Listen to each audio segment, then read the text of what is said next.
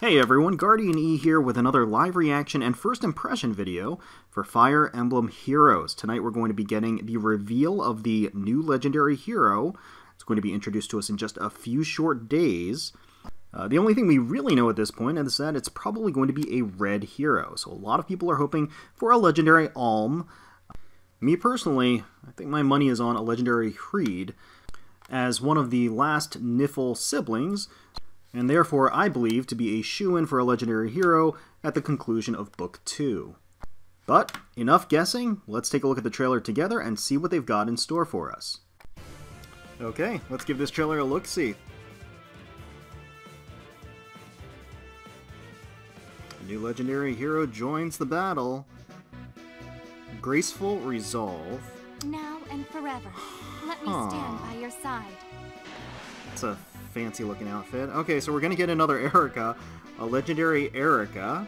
I guess that fits. Well, that's kind of a cool animation.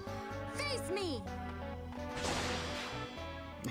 Taking out Walter, very appropriate.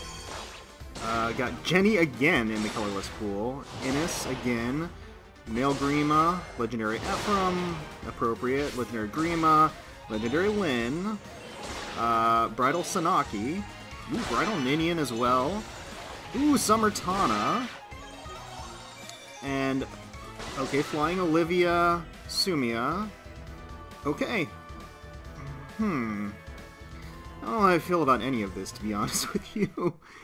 I don't know if anybody really was waiting for a legendary Eirika. I think most people were waiting for, I don't know, not Eirika. But at this point, at this point, you can run. It's one step closer to Eirika emblem, I guess. We did get a legendary Ephraim at a point, so I guess it makes some level of sense that we would eventually get a legendary Eirika as well. But I don't think she was high on the list from a lot of guesses that I was seeing. Again, I thought it was going to be Creed. I think a lot of people suspected that it could be Alm. Honestly, maybe even Celica. But no, we're getting an Eirika, so, and a cavalry Eirika at that. So we have, and she's a sword red unit, which means that all three Eirikas that are currently in the game are red. Don't know how I feel about that either, considering that people that want to run Eirika emblem, the really hardcore fans of Eirika, are going to have a very grossly lopsided red team. So that's another consideration. You do have the Mage Cavalry Eirika, but she has a red tome, so does limit the overall usefulness, I would say. But regardless, let's take another look. Let's rewind that and take another look at her art, her skills, and see if there's something to get excited about. I do like Eirika. Not one of my favorites necessarily, and we do. I don't know if people really wanted another one, but okay, well, let's take a pause here. So Kira Buckland reprising her role, naturally. So she is going to be a water legendary hero. Asatani Tomoyo doing the art as well. Always does a fantastic job. Very ornate armor. She looks really good here. The red and the gold, it's very flashy. The sword, very regal looking. The art's great. It really is. They did a great job on it, and she looks the part for sure as a legendary heroine. So, yeah, great job overall, I would say. Let's keep going. Let me stand by your side. Okay, let's pause here and take a look at these skills. So, Storm Sieglinde, a 16 might weapon, grants attack +3. So already an attack boost. That's never a bad thing. If the number of foes within two spaces, oh, here we go. If the number of spaces within a number of foes within two spaces is greater than or equal to the number of allies within two spaces, grants defense or res +3 and special cooldown charge +1 per unit's attack during combat. Okay. So it's one of those effects similar to Legendary Lyn, where if you have more allies around you than opponents, basically, then you get a defensive boost, as well as special cooldown. So you get a blade effect, like a heavy flashing whatever blade effect. Basically, you get a +1 cooldown when you're attacking.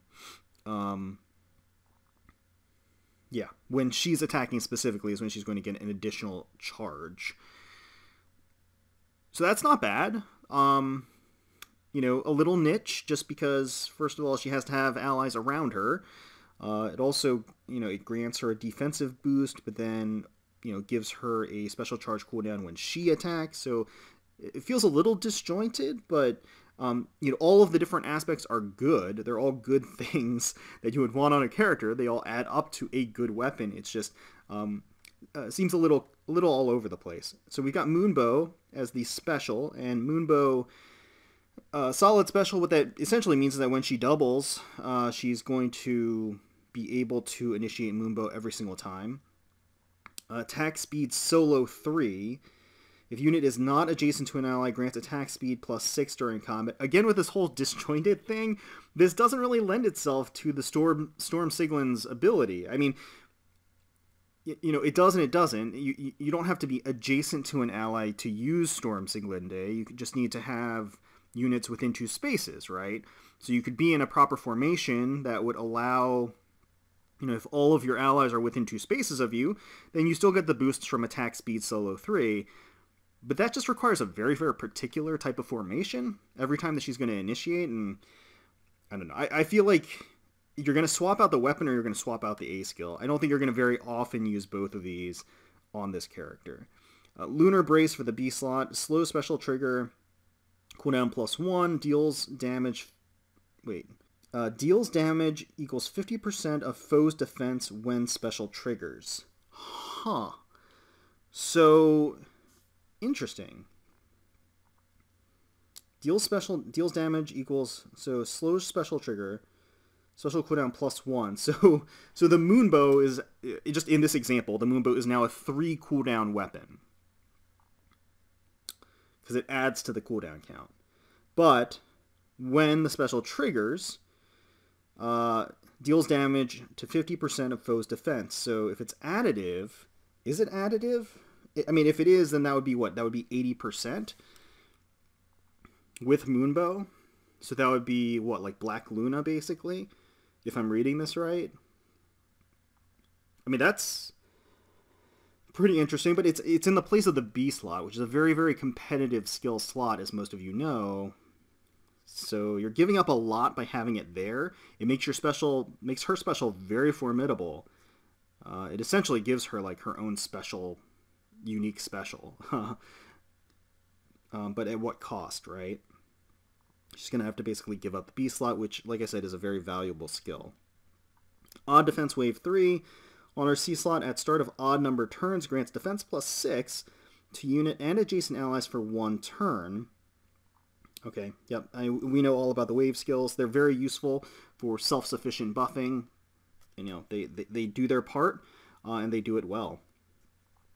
So I'm not so sure how I feel about this kit. I mean, it's very interesting. It's a little all over the place. A lot of different things they're trying to accomplish, and I don't know if they synergize as well as they could. I think the kit as a whole is a little disjointed, and you're probably going to be swapping out certain aspects of it at certain times depending on what's available to you, or how you want to run Eirika, which is perfectly fine. Now, oftentimes you don't use legendary heroes with their default kits as they are. I don't think that Eirika is an exception. I think that you're probably going to be swapping out a bunch of these skills depending on the type of Eirika that you want to run. And that's fine. But she does have a lot of tools in her kit. It's just they don't all work together.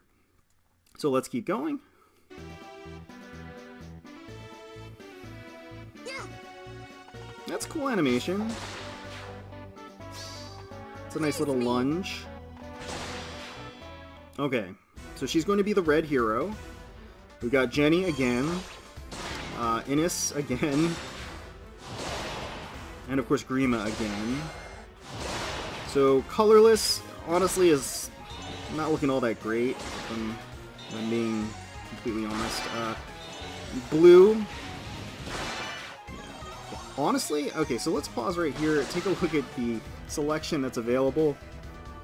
Colorless is looking a little grim. Innes has been on a couple of these now, and he's a great unit, but yeah, he's not like that special. I mean, Jenny also has been on a number of these banners, and I don't know. And female Grima has been on every single one of these because there's no other colorless legendary hero. So colorless is looking, I don't know, really not that attractive to me. I think that if you were going to pass on a color on this banner, colorless would be it. If we take a look at green, green features legendary Lyn, male Grima, and flying Sanaki, bridal Sanaki. That's a pretty powerful set of units. I mean, male Grima is still extremely powerful. Legendary Lyn is unique, similar to legendary Eirika, in that, you know, she has unique utility. So that alone makes her enticing and interesting to pull. She's also just, you know, a fan favorite, so that could be another reason. And Bridal Sanaki has unique utility in being a flying mage. You know, green's pretty good. I mean, not bad, for sure not bad. Blue looks like it's going to have, you know, Bridal Ninian, who is also a flying mage dancer, very unique in utility, very powerful, potentially.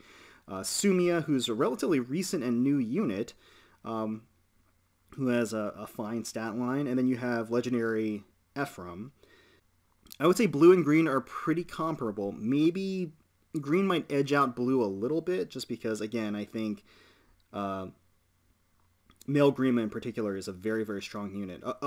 Basically, of the selection, if you're comparing them 1-to-1, you have the two bridal flying units that are kind of the equivalent of each other. You have the two legendary heroes, which is Ephraim versus Lyn, and Ephraim, I think, is considered generally more useful than Lyn overall. And Grima versus Sumia, and I think that most people would contend that Grima is more powerful than Sumia. So they're pretty even, I think, competitively, the two colors. And then for red, you have legendary Eirika, who is brand new, so she's going to be a headline unit, a marquee unit that a lot of people are going to be interested in getting. And then you have Summer Tana, who is a fantastic mage flyer, and then you have a red mage flyer, and then you have Flying Olivia, who is a fantastic red flying dancer. So I think red is probably the color to pull on this banner among all of them. And then, you know, green and blue just falls just short a little behind. And then colorless is just kind of in the back. So that's kind of how I would rank the colors if I were going to snipe for particular colors on this banner. For me personally, I don't think I'm going to go in super hard on this banner. It doesn't have a ton that I really need. I actually have a lot of these units. So, you know, other than Eirika, getting a better IV Summer Tana, getting Flying Olivia, I mean, those would essentially be my targets. So that's why, you know, if anything, I would pull reds, but I don't think I'm really going to go in that hard. But let me know in the comments below if you're excited about legendary Eirika, if you're excited about going for any of these units that's on the banner. Hopefully you enjoyed watching and coming along the ride with us, watching the trailer for the first time. If you did, please feel free to leave us a like, comment, and subscribe to the channel for more Fire Emblem Heroes content. We thank you so much for watching. We really, really do appreciate it. And until next time, let's protect those skies.